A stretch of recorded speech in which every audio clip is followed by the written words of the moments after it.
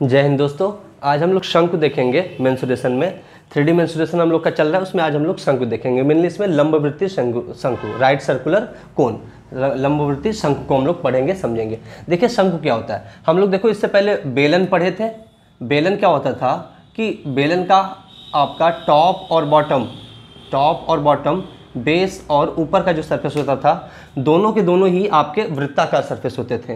तो इसी शंकु के जो ये बेलन है, बेलन से अगर शंकु आपको बनाना है तो आप देखो इसका एक नीचे वाला आधार तो आप वृत्ताकार रहने दो, नीचे वाला आधार तो वृत्ताकार रहने दो, लेकिन ऊपर वाले आधार के जो सेंटर होता है, ऊपर वाला जो वृत्ताकार है सरफेस है, उसका सेंटर अगर इस तरीके से मिला दिया जाए शंकु के आधार से, ठीक है, सॉरी बेलन के आधार से मिला दिया जाए तो, और उसका ये वाला बेलन का पोर्शन हटा दिया जाए, बेलन का ये वाला पोर्शन हटा दिया जाए, तो जो आपकी आकृति निर्मित होती है, तो जो आपकी 3D आकृति निर्मित होती है वह आपकी शंकु कहलाती है। वो आपका क्या कहलाता है? शंकु कहलाता है। ठीक है, शंकु के बनाने के और भी तरीके मैं आपको बताता हूँ। एक तरीका ये होता है कि शंकु जो बनता है वह कैसे बनता है। देखो बेलन बनाना तो हमारे लिए आसान था। बेलन बनाने के लिए क्या किया जा सकता है कि एक कोई आयताकार शीट हो और उसको किसी भी, चाहे उसकी लंबाई या चौड़ाई, उसके परितः उसको इस तरीके से 360 डिग्री घुमा दिया जाए। चारों तरफ इसको आप घुमा दो, इसको चारों तरफ घुमा दो, और चारों तरफ घुमाने से इस तरीके से चारों तरफ आप घुमा दो, और चारों तरफ घुमाने से देखो इसका ऊपर वाला आधार वृत्ताकार, नीचे वाला आधार वृत्ताकार बनेगा, और ऐसे जो आपकी आकृति निर्मित होती है उसे बेलन कहते हैं। चाहे उसको लंबाई के परितः घुमा दो और चाहे चौड़ाई के परितः घुमा दो। अब उसी तरीके से अगर आप शंकु बनाना चाहते हैं तो शंकु बनाने के लिए एक समकोण त्रिभुज को उसके लंब जो दो भुजाएं परपेंडिकुलर होती है, देखिए ये डिग्री 90 डिग्री का है ना, ये एंगल 90 डिग्री का है।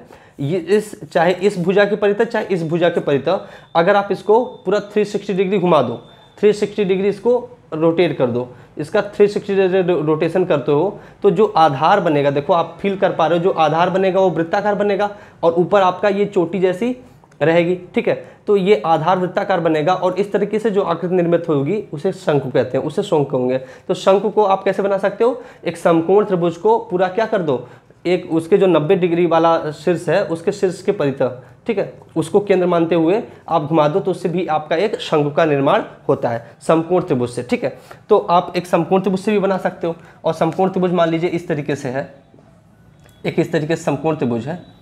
अब इसको अगर आप 90 डिग्री घुमाते हो तो आधार जो बनेगा, आधार, ठीक है, इस तरीके से जो आधार बनेगा, आधार वृत्ताकार हो जाएगा और ये घूमने से इस तरीके से शंकु का निर्माण होता है। अब शंकु में आप ध्यान से देखिए, शंकु का जो नीचे वाला ये आपका आधार हो गया, उसका केंद्र ये है और ये उसकी त्रिज्या होती है। आधार जो वृत्ताकार होता है उसका जो केंद्र से दूरी आप किसी भी परिधि पे स्थित बिंदु को लोगे तो वो उसकी त्रिज्या होती है।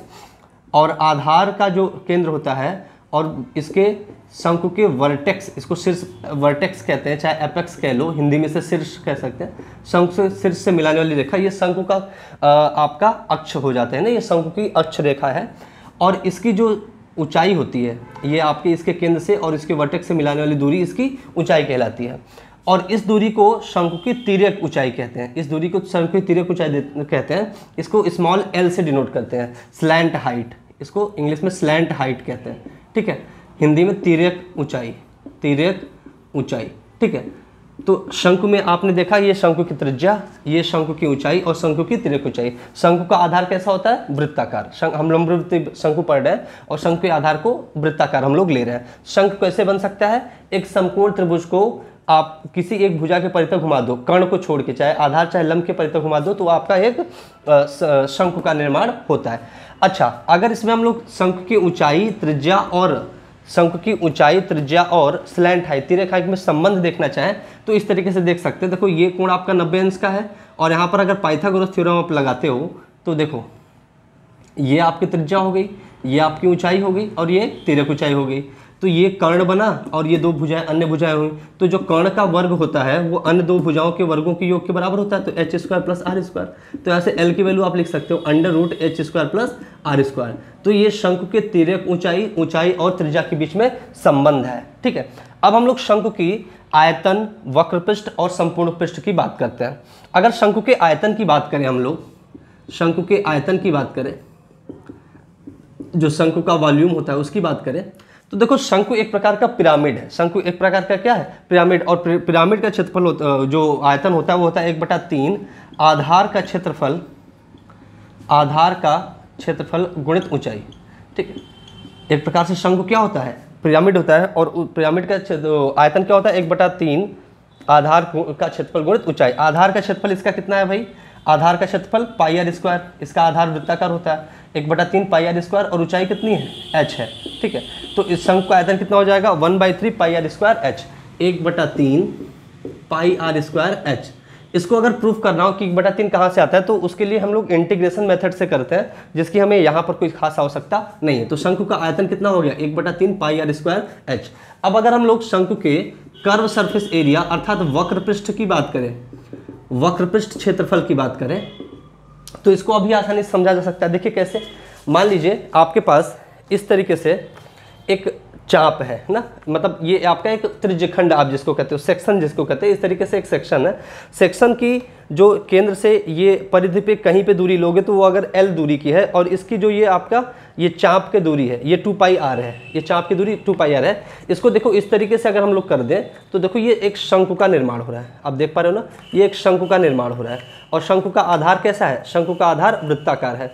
अब देखो शंकु का आधार वृत्ताकार है, और ये देखो आधार बना कैसे है 2πr से, और इसकी तिर्यक ऊंचाई ये वाली जो केंद्र से दूरी कितनी है l है। तो जो शंकु का वक्र पृष्ठ हो जाएगा, इसके लिए सूत्र होता है 1/2 ये जो आपकी चाप है और ये दूरी 2πr मल्टीप्लाइड बाई l, 2 से 2 कट जाएगा, कितना आ जाएगा πr l आ जाएगा।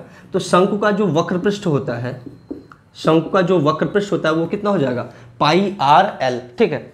और अगर हम लोग संपूर्ण पृष्ठ की बात करें, संपूर्ण पृष्ठ या टोटल सरफेस एरिया की बात करें, टोटल सरफेस एरिया, तो देखो टोटल सरफेस एरिया क्या होता है, शंकु का ये वक्र भाग तो आपने देख ही लिया, वक्राकार जो भाग था ये तो आपने देख ही लिया। देखिए इस तरीके से ये शंकु का वक्राकार भाग हो गया, और नीचे प्लस आधार जो है, आधार का क्षेत्रफल उसमें जोड़ देंगे तो शंकु का संपूर्ण पृष्ठ आ जाएगा। तो शंकु का संपूर्ण पृष्ठ मतलब क्या हो गया, वक्र पृष्ठ प्लस आधार का क्षेत्रफल, आधार का क्षेत्रफल जो बेस है उसका क्षेत्रफल। तो शंकु का संपूर्ण पृष्ठ TSA, टोटल सरफेस एरिया कितना हो जाएगा आपका CSA कितना है, वक्र पृष्ठ का क्षेत्रफल कितना है πrl, और नीचे आधार का क्षेत्रफल, आधार कैसा है वृत्ताकार तो πr², दोनों से आप कॉमन ले लीजिए πr, तो यहाँ पे l बचेगा और यहाँ पर r बचेगा, ठीक है। तो शंकु का जो संपूर्ण पृष्ठ हो जाएगा वो हो जाएगा टोटल सरफेस एरिया शंकु का कितना हो जाएगा πr प्लस l, वक्र पृष्ठ πrl, और शंकु का आयतन कितना हो जाएगा 1/3 πr²h। तो ये शंकु के हमने फॉर्मूले के देखे।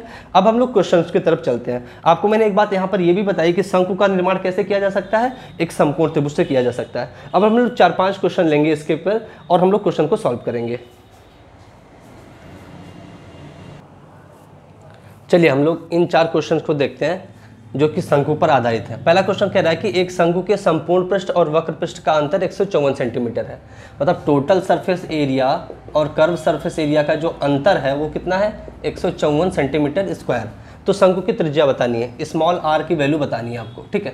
देखो टोटल सरफेस एरिया और curve surface area, total surface area कितना होता है πr² प्लस πrl, ठीक है, यही तो होता है πr ब्रैकेट में r प्लस l, यही तो होता है। और वो क्या होता है πr² प्लस πrl, और कर्व सरफेस एरिया कितना होता है πrl सिर्फ होता है, और इन्हीं का अंतर कितना दिया 154। तो इन दोनों को तो आप घटा ही दोगे, πrl तो घट जाएगा, तो टोटल कितना बचेगा सिर्फ πr²।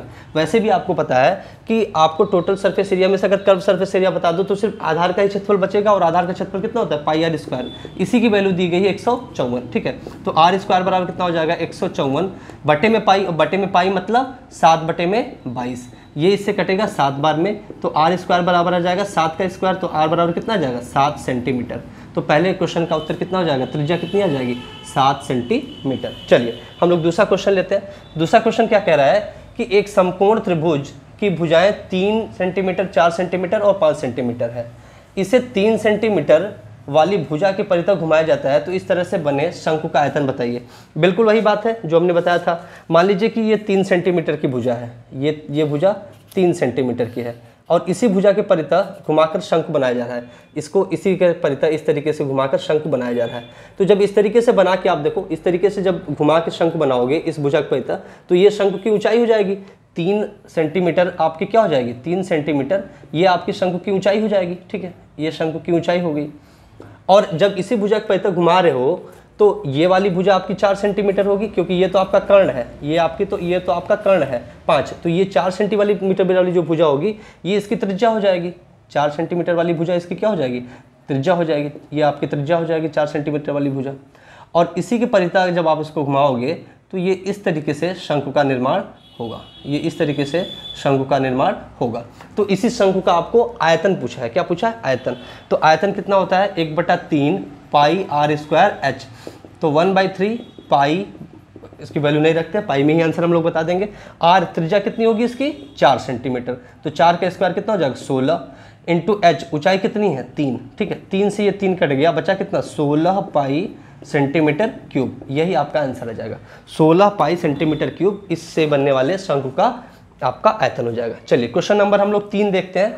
एक शंक्वाकार तंबू 22 व्यक्तियों को स्थान देता है, मतलब एक शंक्वाकार तंबू है अगर, तो उस तंबू में कितने लोग बैठ सकते हैं, 22 लोग। अच्छा, तंबू में जब बैठेंगे लोग तो आपका कहाँ बैठेंगे, आधार पर ही बैठेंगे, मतलब आधार का जो जितना क्षेत्रफल रहेगा उसी क्षेत्रफल में तो बैठेंगे लोग। जैसे मान लीजिए ये तंबू है, तो इस तंबू में जो भी लोग बैठेंगे वो कहाँ बैठेंगे, आधार पे ही बैठेंगे, तो आधार का जो क्षेत्रफल होता है उसी क्षेत्रफल पे बैठेंगे, और आधार का क्षेत्रफल कितना होता है, पाई r स्क्वायर, ठीक है। तो 22 व्यक्तियों को स्थान देता है, प्रत्येक व्यक्ति को 4 सेंटीमीटर 4 मीटर स्क्वायर का स्थान चाहिए, मतलब एक स्थान, मतलब एक व्यक्ति को कितना स्थान चाहिए, 4 मीटर स्क्वायर। तो 22 व्यक्तियों को कितना स्थान चाहिए, इसमें 22 को गुणा कर दो, इतना क्षेत्रफल चाहिए 22 व्यक्तियों को बैठने के लिए, इतना क्षेत्रफल चाहिए 22 व्यक्तियों को बैठने के लिए। और बैठेंगे लोग कहाँ पर, यही वृत्ताकार आपका जो आधार है आधार पर, और वृत्त का आधार जो होता है पाई r स्क्वायर, इसका क्षेत्रफल हो जाएगा। तो यहाँ से हम शंकु, इस शंकु की त्रिज्या निकाल सकते हैं, बिल्कुल निकाल सकते हैं। तो r स्क्वायर बराबर कितना हो जाएगा, 4 मल्टीप्लाइड बाई 22, और ये पाई इधर आ जाएगा तो 7/22 हो जाएगा, 22 से 22 ये कट गया, ठीक है, 22 से 22 ये कट गया आपका, ठीक है, ये हो गया आपका, ठीक है, 22 से 22 कट गया। तो यहाँ से हम लोग त्रिज्या निकाल लेते हैं, ठीक है। क्या कह रहा है ये, 4 मीटर स्क्वायर 22 व्यक्तियों को बैठने की जगह है ना, 4 मीटर स्क्वायर 22 व्यक्तियों को बैठने के लिए जगह चाहिए, ठीक है। तो इसमें त्रिज्या हम लोग यहाँ से निकाल सकते हैं, त्रिज्या हम लोग यहाँ से निकाल सकते हैं, या फिर त्रिज्या निकालने की हमें आवश्यकता ही नहीं है ना, देखिए, क्योंकि हमें पूछा क्या है, पूछ क्या रहा है इसमें, शंकु की ऊंचाई पूछ रहा है ना, ठीक है। तो त्रिज्या निकालने की आवश्यकता ही नहीं पड़ेगी, हम बस ये देख लें कि आधार का क्षेत्रफल कितना होगा। आधार का क्षेत्रफल कितना हो जाएगा, पाई r स्क्वायर इक्वल्स टू, ये आपका 4 में मल्टीप्लाई कर दो 22 का, तो ये 88 आ जाएगा। तो आधार का क्षेत्रफल ये हो गया, ठीक है। ऊंचाई इसकी पूछी जा रही है हमसे ना, ये शंकु की ऊंचाई पूछी जा रही है, शंक्वाकार तंबू की ऊंचाई पूछी जा रही है। अच्छा, कह रहा है कि सांस लेने के लिए 40 मीटर क्यूब हवा चाहिए, एक व्यक्ति को सांस लेने के लिए कितना हवा चाहिए, 40 मीटर क्यूब। तो 22 व्यक्तियों के लिए कितना चाहिए, 40 मीटर क्यूब मल्टीप्लाइड बाई 22, इतना आपको हवा चाहिए। और ये हवा होगी कहाँ, इसी शंकु के अंदर ही तो होगी, इसी तंबू के अंदर ही तो होगी। और ये हवा जो है ना, ये आपका यही वॉल्यूम होगा, किसका, इस शंकु का वॉल्यूम होगा। क्योंकि हवा जो आपकी एक गैस होती है, गैस का ये नेचर होता है कि वो जिस भी आकार के पात्र में रखा जाता है उसी का पूरा आयतन धारण कर लेता है। तो ये इसके आयतन के बराबर होगी। तो मतलब v बराबर 40 मल्टीप्लाइड बाई 22, ठीक है, 40 मीटर क्यूब 22 व्यक्तियों के लिए। v की वैल्यू कितनी होती है, 1/3 पाई r स्क्वायर इंटू h, आधार का क्षेत्रफल, ठीक, इंटू h इक्वल टू 40 गुणे 22। देखिए पाई r स्क्वायर की वैल्यू तो हमने 88, इसीलिए देखो मैं जानबूझ के r की वैल्यू नहीं निकाला, क्योंकि उसका कोई मतलब ही नहीं है। पाई r स्क्वायर की वैल्यू कितनी है, 88 रख देते हैं, और h तो ये हो जाएगा 1/3 88 गुणे h बराबर 40 गुणे 22। तो यहाँ से h की वैल्यू निकाल ले अगर हम लोग, ठीक है, h बराबर कितना हो जाएगा, 40 गुणे 22, ये 3 ऊपर चला जाएगा और नीचे चला आएगा 88, नीचे चला आएगा 88। देखो 22 से ये कितनी बार कटेगा, 4 बार में, ये इससे कटेगा 10 बार में, तो 10 या 30, तो आपकी शंकु की जो ऊंचाई आ जाएगी 30 मीटर। शंकु की ऊंचाई कितनी आ जाएगी, 30 मीटर। तो इस क्वेश्चन का उत्तर कितना हो गया, 30 मीटर ऊंचाई, और इसका आंसर कितना आया था, 16 पाई सेंटीमीटर क्यूब, ठीक है। तो ये तीसरा क्वेश्चन भी हम लोग ने इस तरीके से सॉल्व कर दिया, तो आपको ये वाला समझ में आएगा। तीसरा क्वेश्चन अच्छा है, ठीक है। चलिए चौथा क्वेश्चन हम लोग देखते हैं।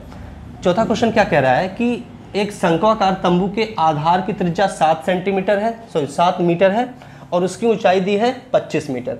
इससे अच्छा, इसे बनाने के लिए, इस तंबू को बनाने के लिए 1.25 मीटर चौड़ा कितना कपड़ा लगेगा।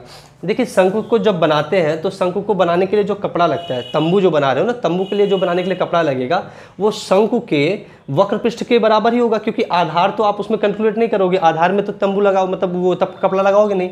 तो जो कोई शंकु है तो शंकु को अगर मतलब शंक्वाकार तंबू बनाना है तो तंबू बनाने के लिए जो कपड़ा का क्षेत्रफल होगा वो किसके बराबर होगा, कर्व सरफेस एरिया मतलब वक्र पृष्ठ के बराबर होगा। और कपड़ा का क्षेत्रफल लंबाई गुणित चौड़ाई, देखो आपकी चौड़ाई तो दी गई है, लंबाई आपसे पूछा जा रहा है, और बराबर हो जाएगा शंकु के वक्र पृष्ठ के क्षेत्रफल के बराबर, वक्र पृष्ठ क्षेत्रफल के बराबर।